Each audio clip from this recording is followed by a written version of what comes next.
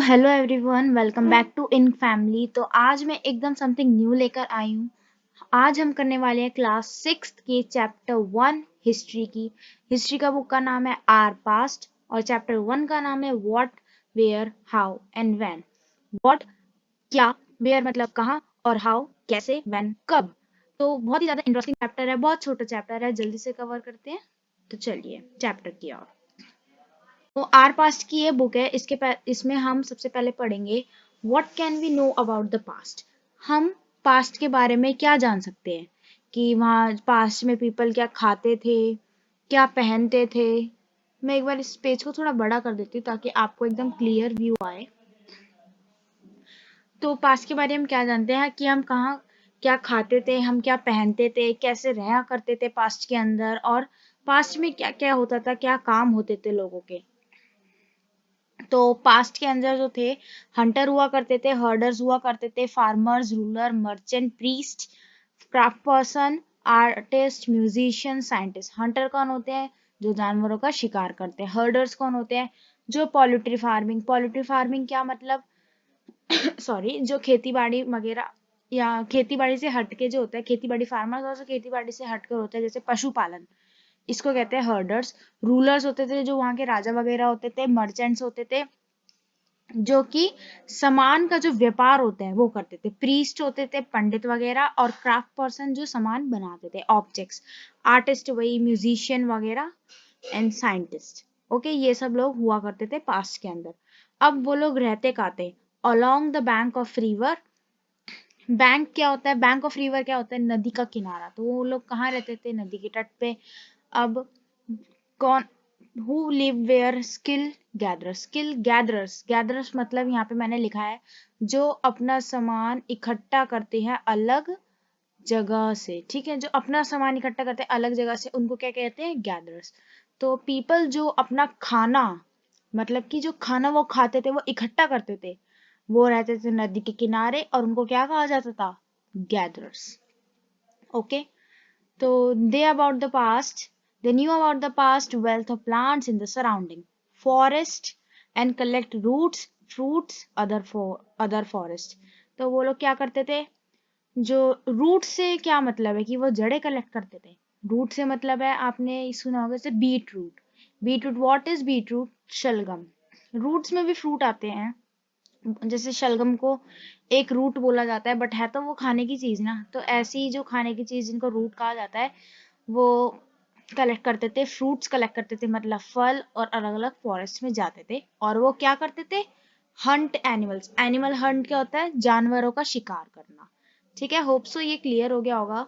और फिर यहाँ पर आते हैं हम सुलेमान किरतिहार हिल्स। ये जगह है एक, ठीक है, जो कि कहाँ है? North west. नॉर्थ कहाँ होता है? ऊपर की तरफ, वेस्ट मतलब लेफ्ट साइड। तो इस साइड है सुलेमान और Kirthar hill, where women and man first began to grow crops. अब ये जगह कौन सी है? जहां पर पहली बार क्रॉप्स उगाई गई। किसके द्वारा? और पुरुष और महिलाओं द्वारा। जहां पर पहली बार फसलें उगाई गई, वो कौन सी जगह है? Sulaiman and Kirthar hills. It is very important, please mark करते जाइए। और जो जो मैंने अंडरलाइन कर रखा है, हाईलाइट कर रखा है, उसको भी आप अंडरलाइन कर लीजिए, हाईलाइट कर लीजिए। तो एग्जाम के बेसिस पे आपके लिए बहुत ज्यादा हेल्पफुल हो जाएगा। और अगर आपने अभी तक चैनल को लाइक, सब्सक्राइब, शेयर नहीं किया है, so what are you waiting for? जल्दी कीजिए।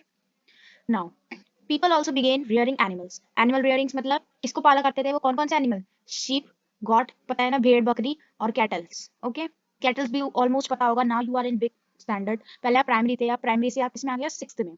Okay, so your journey begins now. Lived in village. तो ये समझ आ गया वो क्या करते थे? पशुपालन भी करते थे, वो खेती भी करते थे, और वो गैदरिंग भी करते थे। ये 3 चीजें अभी तक हमने कर ली है। तो अब हम एक बार मैप पे आते हैं। मैप इस बार पेपर में आएगा, और and map is very important. ये बार बार जो ऐड आ रही है तो ध्यान मत दीजिएगा। हम आगे बढ़ते हैं। ओके, तो सबसे पहले मैप में हमने 2 जगह पढ़ी थी, क्या? सुलेमान एंड कीर्तिहार। ये रही वो जगह जहाँ पे सबसे पहले क्या हुआ था। जल्दी कमेंट्स में बताना कि यहाँ पे क्या हुआ था। ओके, एंड गैरो हिल्स, ये भी एक जगह है। गैरो हिल्स, ये रही Garo hills. North west and Vindhyas, ये भी 2 जगह है। ये विंध्यास और गैरो हिल्स। यहाँ पर भी क्या हुई थी? खेती। यहाँ पे भी खेती हुई गई थी। ओके, तो move on the next page. The place where rice was first grown are to the north west of Vindhyas. अब जहाँ पे चावल सबसे पहले उगाए गए, उन जगह को क्या कहा गया? विंध्यास। अब फिर से एक बार मैप पे आते हैं। विंध्यास कौन सी जगह थी? ये। तो यहाँ पे सबसे पहले किस चीज की खेती हुई? चावल की। ओके, होप आप सबको समझ आ रहा होगा। और फिर trace the Indus river Indus and its tributary. Indus river मतलब कि सिंधु नदी। ट्रिब्यूटरीज क्या होता है? Tributaries are small river that flow into a large river. मतलब कि छोटी छोटी नदियां जो होती है वो इकट्ठा हो जाती है, एक जगह मिल जाती है और वो मिलके एक बड़ी सी नदी बना लेती हैं। उनको क्या कहते हैं? Tributaries. Okay, hope so it's clear. अगर कुछ समझ नहीं आ रहा है तो let me know in the comment sections below. About 400-700 years ago, some of the earliest city flourished of the bank. इतने साल पहले बहुत सारी जो सिटीज थी वो फ्लरिश्ड, बिल्कुल बह सी गई थी on the bank of this river. ठीक है, cities develop on the bank Ganga. Bank of the Ganga, bank मैंने समझा दिया, नदी का किनारे को बैंक कहते हैं। गंगा नदी के किनारे जो है सिटीज क्या थी? सिटीज डेवलप होने लग गई थी। एंड इट्स ट्रिब्यूटरी, और ट्रिब्यूटरी आपको बता दिया है क्या होता है, अलोंग द सी कोस्ट। तो अब गंगा एंड ट्रिब्यूटरी को क्या कहा गया था? ट्रिब्यूटरी, वही जो जो छोटी छोटी नदियां मिलकर बड़ी नदी बनाती है उसको क्या कहते हैं? ट्रिब्यूटरी। तो गंगा और उसकी ट्रिब्यूटरी को क्या किया कहा गया था? सन। गंगा एंड ट्रिब्यूटरी को सन कहा गया था। The area along this river to the south of the Ganga was known as Magadh. तो एक बार फिर मैप में आते हैं। अब इसमें गंगा कहाँ दिख रहा है? गंगा नदी कहाँ दिख रही है? यही गंगा। गंगा में साउथ का एरिया मतलब नीचे का जो एरिया था उस उधर क्या कहा गया? मगध। मगध इस साइड का एरिया था। Magadh was, let me change colour जो आपको क्लियर हो जाए। हाँ, तो ये जो एरिया था जो बिहार का एरिया था, बिहार में था मगध। और मगध आप नेक्स्ट चैप्टर या नेक्स्ट क्लास में पढ़ेंगे मगध के बारे में।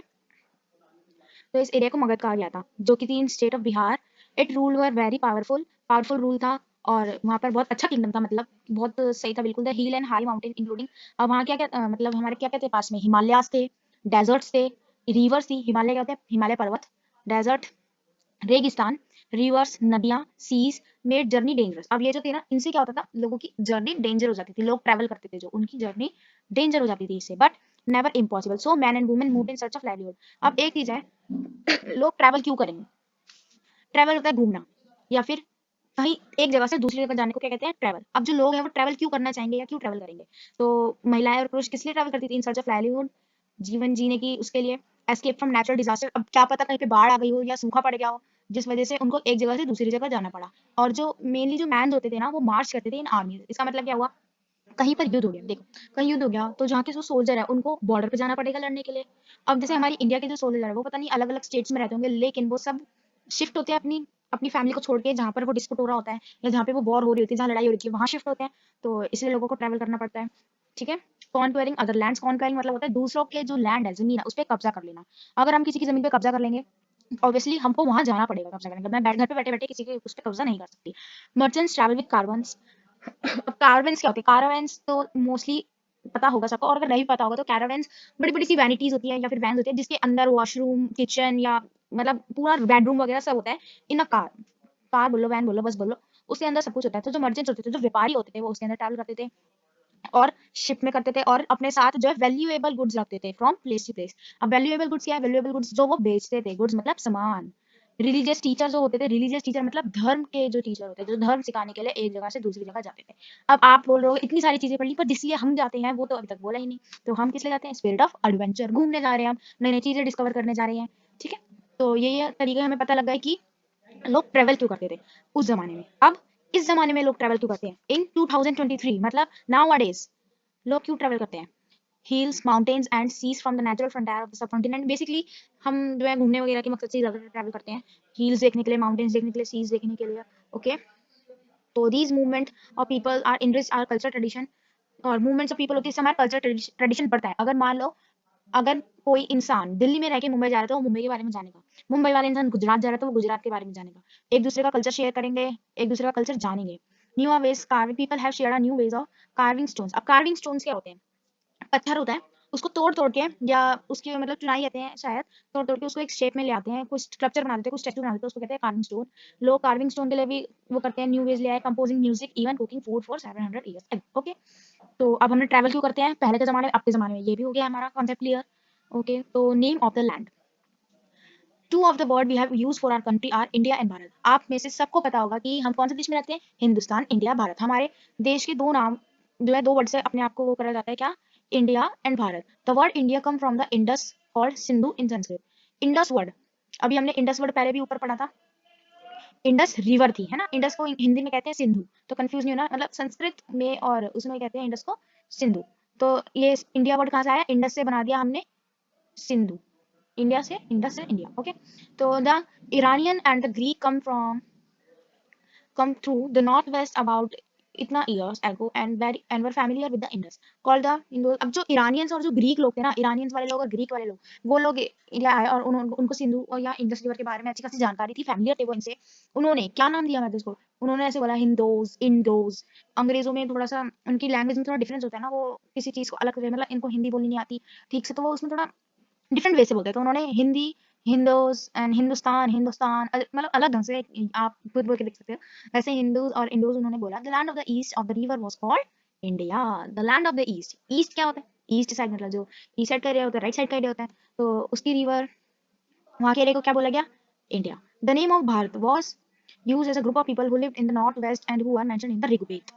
तो भारत, भारत के किसको बोला गया, जो कि जो लोग होते थे वो नॉर्थ वेस्ट साइड रहते थे, याद रखना, नॉर्थ होता है ऊपर की तरफ और वेस्ट होता है इस तरफ, मतलब जो यहाँ के लोग थे इस साइड के, इनको क्या करके आ गया, भारत, ओके। और ये किसमें मेंशन है, हमारे ऋग्वेद में। ऋग्वेद आगे भी पढ़ोगे, अब भी पढ़ोगे, Rigveda is very important. India का जो है हमारा लार्जेस्ट वेद है, ओल्डेस्ट वेद है, जिसका नाम है ऋग्वेद। संस्कृत के अंदर हमारा ऋग्वेद लिखा हुआ है। वेदास होते हैं ना हमारे ट्रेडिशन में, हमारे कल्चर में, हमारे पास्ट में वेदास होते हैं, तो सबसे पुराना वेद है ऋग्वेद। तो फाइंडिंग अबाउट द पास्ट, हमने इतना कुछ जो पढ़ा, दिमाग में आया कि ये सब हमको पता कहाँ से चला, कोई तो सोर्स होगा जहाँ से लोगों को ये सब पता चला। तो उनमें से एक सोर्स है मैन्यूस्क्रिप्ट। अब मैन्यूस्क्रिप्ट क्या होता है, मैन्यूस्क्रिप्ट को ना, एक पेड़ होता है जिसको कहते हैं बिर्च। अब मोस्टली बच्चों को नहीं पता होगा कि बिर्च कौन सा पेड़ होता है, तो मैं दिखा देती हूँ। बिर्च होता है दिस, इस पेड़ को कहते हैं बिर्च, ओके। तो ये बिर्च का पेड़ है। अब इसकी जो छाल होती है, छाल मीन्स बार्क, जो ये चीज है व्हाइट व्हाइट सी आपको दिख रही होगी, इससे इसको काट के या इसको अच्छे से छील के क्या बनाया जाता है, उसको एक ऐसा सरफेस सा बना देते हैं इस टाइप का, और उसके ऊपर लिखा जाता है, उसे कहते हैं मैन्यूस्क्रिप्ट। ठीक है, तो जो अभी मैंने बोला इसी को हम इंग्लिश में कैसे बोलेंगे, दे वर रिटन बाय हैंड, हाथों से लिखे जाते हैं। और ये वर्ड कहाँ से है, Latin word manu meaning hand, ठीक है, मेनू का मीनिंग क्या होता है, hand. These were usually written on palm leaf, palm leaf, palm leaf तो पता ही होगी, इसलिए मैंने नहीं देखी, और अगर किसी को नहीं पता तो जस्ट चेक इट आउट, आप लोगों को पता होनी चाहिए पाम लीफ। तो पाम लीफ और the specially prepared on the bark of tree known as birch, birch मैंने दिखा दिया, उस पेड़ की छाल से जो है उसके ऊपर लिखा जाता है, उसको कहते हैं मैन्यूस्क्रिप्ट। और जो मैन्यूस्क्रिप्ट होती है वो तो सोर्स है ही, बट मैन्यूस्क्रिप्ट हमारी ज्यादा टाइम तक जो है खराब भी हो गई, क्योंकि हजारों साल पुरानी है। तो क्या हुआ है कि बहुत सी मैन्यूस्क्रिप्ट्स को इंसेक्ट्स ने खा लिया है, या फिर वो डिस्ट्रॉय हो चुकी हैं। लेकिन कुछ कुछ है जो अभी तक हमारे पास है, जिसकी वजह से हमको थोड़ा बहुत पता लगा है, जो कि कहाँ पे प्रिजर्व है, टेम्पल्स में, मोनेस्ट्रीज में। टेम्पल सबको पता है, मंदिर। मोनेस्ट्रीज अगर नहीं पता हो तो मोनेस्ट्रीज जो होती है वो बेसिकली मॉन्क्स की होती है। अब मॉन्क्स कौन होते हैं, मॉन्क्स तो पता होगा कि बुद्धा को जो सपोर्ट करते हैं, जो लॉर्ड बुद्धा है उनको जो सपोर्ट करते हैं उन्हें कहते हैं मॉन्क्स। और उनकी जो मोनेस्ट्री होती है वहां पर हमको मैन्यूस्क्रिप्ट मिली है। और मैन्यूस्क्रिप्ट में मोस्टली क्या लिखा हुआ होता था, रिलीजियस बिलीफ, धर्म की बातें, प्रैक्टिसेस, और लाइफ्स ऑफ किंग, वहाँ के राजा कैसे थे कैसे नहीं थे, और वहाँ क्या क्या दवाइयाँ और साइंस वहाँ की जो थी बेसिकली वो सब। और इसके अलावा क्या क्या होता था, उसमें पोएम्स होती थी, प्लेज होते थे। अब मैन्यूस्क्रिप्ट कौन सी लैंग्वेज में लिखी होती थी, संस्कृत, प्राकृत, तमिल, ये 3 लैंग्वेज थी जिसके अंदर मैन्यूस्क्रिप्ट लिखी होती थी। अब संस्कृत तो सब फैमिलियर हो संस्कृत से। प्राकृत क्या होता है, प्राकृत आप लोगों के लिए न्यू वर्ड है। प्राकृत वो लैंग्वेज होती है जो कि उस टाइम के जो ऑर्डिनरी, जो सामान लोग थे, आम लोग थे, उनकी बोले जाने वाली लैंग्वेज को कहा जाता है प्राकृत। ठीक है, और तमिल लैंग्वेज सबको पता होगा। We can also study inscription. Manuscript हो गया, क्वेश्चन में जो हमारा है एग्जाम में क्वेश्चन आता है मैन्यूस्क्रिप्ट और इंस्क्रिप्शन क्या है, या फिर इनके बीच में डिफरेंस भी पूछ लिया जाता है, तो इट इज वेरी इंपॉर्टेंट। ठीक है, ये मैंने क्वेश्चन बनाने की कोशिश करती, कुछ और ही बन गया। सो नाउ इंस्क्रिप्शंस, इंस्क्रिप्शंस क्या होते हैं, writing on hard surface such as stones. Hard surface होता है यार, ये देखो इस फोटो में आपको दिख रहा होगा, पत्थर वगैरह पे लिखा जाता है, या पिलर्स वगैरह पे लिखने को क्या कहते हैं, इंस्क्रिप्शन। एक बार दोबारा रिकॉल करते हैं, पत्तों पे लिखने वाले को हम कहते हैं पाम लीफ के पत्ते, या बार पे लिखने वाले को मैन्यूस्क्रिप्ट कहा जाता है, और स्टोन हार्ड सरफेस पे लिखने वाले को इंस्क्रिप्शंस कहा जाता है। किंग्स की रिकॉर्ड्स होते थे इंस्क्रिप्शंस के अंदर कि वो कितनी बैटल जीते। ठीक है, अब आर्कियोलॉजिस्ट, आर्कियोलॉजिस्ट कौन होते हैं, who study the past. Archaeology बोला जाता है जो पास्ट को पढ़ते हैं, इसको पास्ट मतलब इतिहास, इतिहास को पढ़ते हैं उन्हें आर्कियोलॉजिस्ट कहते हैं। The study of remaining of building made of stone and brick, painting, sculpture, they also explore the estimate. अब आर्कियोलॉजिस्ट का काम क्या होता है, रिमेनिंग जो बची कुची पुराने जमाने की जो बिल्डिंग्स बची है उनके बारे में पढ़ना लिखना, उनके स्टोन्स, ब्रिक्स, इसके पेंटिंग्स, और जो वहाँ पे मूर्तियां पाई गई हैं, स्कल्पचर्स नहीं, वहाँ की मूर्तियां, इनके बारे में जो जानकारी इकट्ठा करके हम तक पहुंचाते हैं, ये समझते लिखते पढ़ते हैं, उनको आर्कियोलॉजिस्ट कहते हैं। This is also important, so mark it out. Objects may be made up of stone, other of bone. अब कुछ ऑब्जेक्ट्स भी पाए हैं हमको एज अ सोर्स, जो कि क्या कहते हैं, पत्थर, बोन्स, और बेक क्ले, मेटल, या फिर इम्पेरिशेबल सब्सटेंस। पेरिशेबल होता है जो हमारा जो है एक दिन में खराब हो जाता है। इम्पेरिशेबल होता है जो हमारा सालों सालों तक हम रखे रखे वो खराब नहीं होता। जो सालों तक खराब नहीं होता उसको क्या कहते हैं? इम्पेरिशेबल। तो इम्पेरिशेबल सब्सटेंसेस हमको मिले हैं। तो come on the next page. कुछ पॉट्स हैं ये, और ये कुछ स्कल्पचर्स फिगराइंस है ये, ठीक है। तो ऐसे हमको पॉट्स मिले हैं पुराने जमाने के। आर्कियोलॉजिस्ट को लुक फॉर बोन्स, बोन्स मिली है एनिमल्स की, बर्ड्स की, फिश की। प्लांट्स रिमेन जो है वो पेड़ पौधों के ना बहुत मुश्किल से सर्वाइव करते हैं कि पेड़ क्या होता है, डिग्रेड हो जाता है जमीन के अंदर, बायोडिग्रेड हो जाता है, वो मिल जाता है। तो बहुत रेयर मिले हैं। और अगर मिले भी तो क्या, उसकी seeds of grain, piece of wood, वो भी किस फॉर्म में मिले? Chard form. चार्ड फॉर्म का मतलब क्या होता है? बर्न, ठीक है। चार्ड फॉर्म का मतलब होता है बर्न। तो हमको बर्न फॉर्म में ग्रेन और पीस ऑफ वुड मिला है। Source to refer information from from manuscript. ये इन सारी इंफॉर्मेशन को भी हमने कहाँ से लिया है? मैन्यूस्क्रिप्ट, इंस्क्रिप्शंस और आर्कियोलॉजी। तो ये 3 मेन सोर्स है, इसके बारे में अच्छे से पढ़ लेना। द लाइफ ऑफ पास्ट और मैनी, वन पास्ट या फिर एक past is all past. The life of herders और farmers but different from those of kings and queens. जो हर्डर्स होते थे, हर्डर्स कौन होते थे? जो अपने मतलब जो किसान वगैरह होते थे और जो पशुपालन करते थे, इन लोगों की जो लाइफ है वो राजा रानियों की जिंदगी से अलग होती थी, मर्चेंट्स की लाइफ से अलग होती थी। इसका मतलब है कास्ट क्लास डिफरेंस उस जमाने से चलता आ रहा है। डिफरेंसेस थे वहाँ कैसे? अब यहाँ पर हम देखेंगे जो लोग अंडमान आइलैंड में रहते थे वो अपना खुद का खाना करते थे, कैसे? मछलियों से या हंटिंग करके या कलेक्ट फॉरेस्ट प्रोड्यूस, ठीक है। मतलब कि जंगलों का सामान इकट्ठा करके वो लोग खाया करते थे। मोस्ट पीपल जो कि सिटीज में रहते थे वो किस पे डिपेंड होते थे? दूसरों की सप्लाईज पे। ये बहुत इंपॉर्टेंट चीज है, प्लीज जैसे मैंने मार्क कर रखा है आप भी मार्क कर लीजिए। अब आप बड़े हो गए हैं, प्राइमरी में नहीं रहे हैं, नोट्स बनाने की आदत अभी से डाल लो, आगे फ्यूचर में बहुत काम आएगा। नोट्स क्या, एक रफ नोटबुक लो या फिर जो भी आपको ठीक लगे वैसी नोटबुक लो, और उसमें पॉइंट नंबर 1 ऐसे करके, ऐसे जो भी है आपका लिखते रहो, फिर पॉइंट नंबर 2, फिर पॉइंट नंबर 3, ऐसे कर करके जो है आपका वो पॉइंट्स लिखते रहो, ताकि एग्जाम के टाइम में पॉइंट्स पढ़ो और चैप्टर फिनिश, ठीक है। तो most people living in cities depend on the other of supplies. जो अंडमान में रहने वाले लोग थे वो अपना खाना खुद बना लेते थे, और जो सिटी वाले लोग थे, शहर वाले लोग, वो किस पे? दूसरे लोगों पर डिपेंड होते थे। Kings and battle they fought because they kept record. जो वो होते थे ना रिकॉर्ड्स, मैन्युस्क्रिप्ट और इंस्क्रिप्शन, इन राजाओं के बारे में लिखा होता था ज्यादातर। आम जनता के बारे में, ऑर्डिनरी पीपल के बारे में उसमें कम लिखा हुआ होता था, ठीक है। तो व्हाट डू डेट्स मींस? अब डेट्स क्या होते हैं? दीस year are counted from.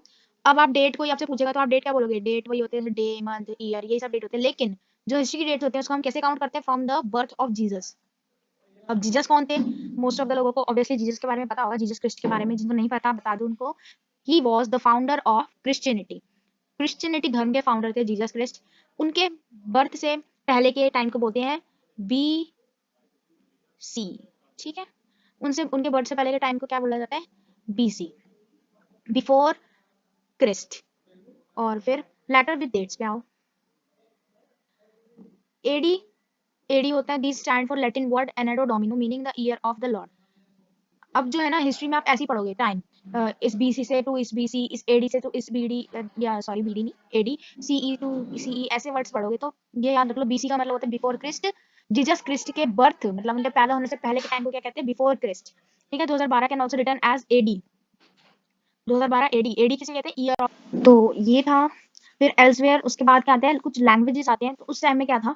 Languages symbolic language थे। सिंबल जैसे आपको यहाँ दिख रहे होंगे, ये स्क्वायर सा कुछ बना हुआ है, ये हाफ माउंट बना हुआ है, ये स्नेल सा कुछ है, और ये लायन या टाइगर जैसा कुछ है, ये ईगल जैसा कुछ है। ऐसे साइंस वहाँ यूज होते थे एज अ लैंग्वेज। इसका मतलब होता है पी, इसका टी, ठीक है। तो ये साइन लैंग्वेज होती थी। और एक चीज है यहाँ, डेसीफरमेंट। डेसीफरमेंट होता है, अगर ये शेर सा बना हुआ है, इधर लिखा है एल, मुझे समझ आ गया इस एल का मतलब, शेर का मतलब एल है, तो मैंने क्या कर दिया? डेसीफर, मैं पहचान गई। तो उस लैंग्वेज को रियल मीनिंग या फिर उस लैंग्वेज की ट्रांसलेशन करना, इन साइंस को ट्रांसलेट करना, इनको पहचान जाना कि ये लिखा क्या है, इसको कहते हैं डेसीफर, डेसीफरमेंट, ठीक है। So one of the most famous stories, decipherment, came from Egypt, a country in North Africa where there were which, ये इजिप्ट की है। ये इतना इसमें से कुछ मेन आएगा नहीं, एक बार रीड आउट कर लेना अगर करना हो तो। तो ये था आज के चैप्टर में। चैप्टर हमारा होता है फिनिश।